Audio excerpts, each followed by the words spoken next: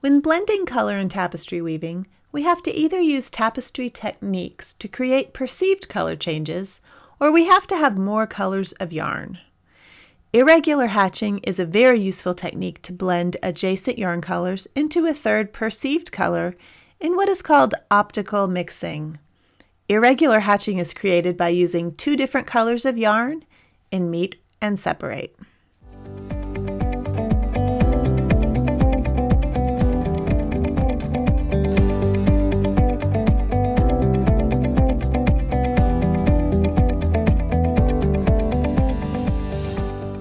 Separate, the working end of the yarn, be it in a butterfly or a bobbin, works in opposition to the butterfly next to it.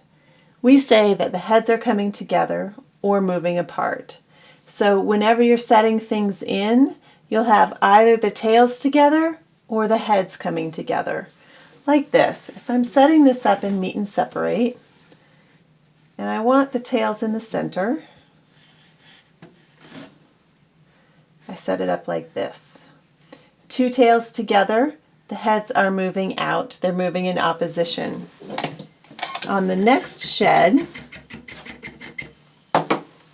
the heads of the butterfly, the working end, if you're using a bobbin, are coming together like this. There are a couple reasons why meet and separate is important in tapestry weaving. It allows you to move colors around freely without putting two wefts in the same shed. It also helps you move all the tails away from the edge where they're harder to deal with. Of course, sometimes you do end up with tails on the edge of your weaving, but it allows you to start with the tails in the center and move out in many instances.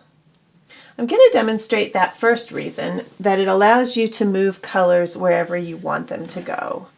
So if these two butterflies are moving in meet and separate,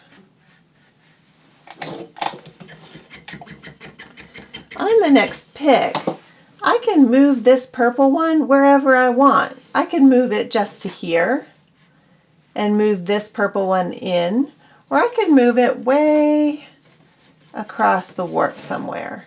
Of course, where you put it will depend on what your design is. I can easily move that purple one over there.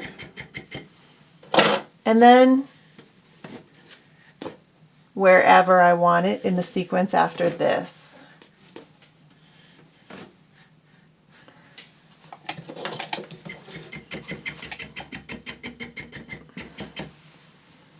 If I did not have the butterflies going in opposite directions, I would have a problem.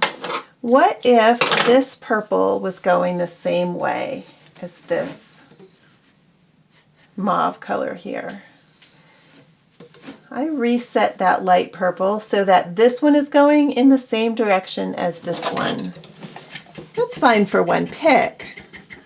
But on the next pick, say I want this purple to go only to here. This butterfly there's a gap here of nothing being covered. This one has to go back. So the only way for me to get this area covered with this dark purple is to create either a float or a double shot. Let me show you what happens if you set things up unidirectionally instead of meet and separate, and you try to move your butterflies around.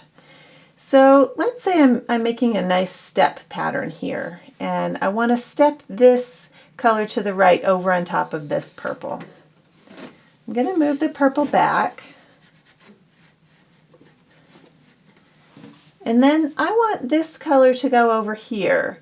Because these are going the same direction, the only way for me to make that happen is to step this one right on top in the same shed.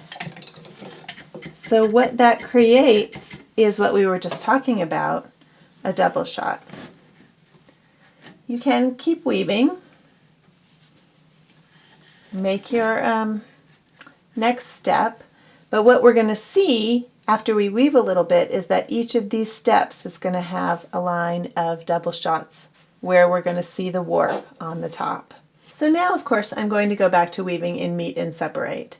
To make meet and separate happen when things are going unidirectionally, you have to cut off one of the butterflies and reset it in the other direction.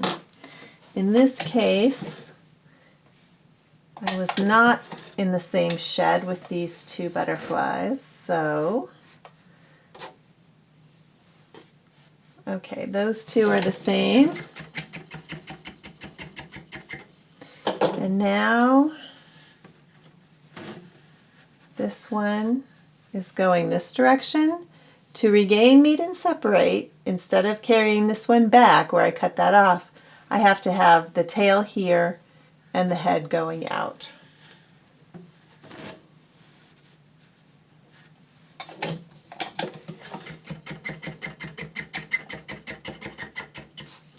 Now, if I want to move this over, I can do so. This color isn't in the way, and I'm not getting a double shot because I have meet and separate happening. So now I can make my step without having two wefts in the same shed.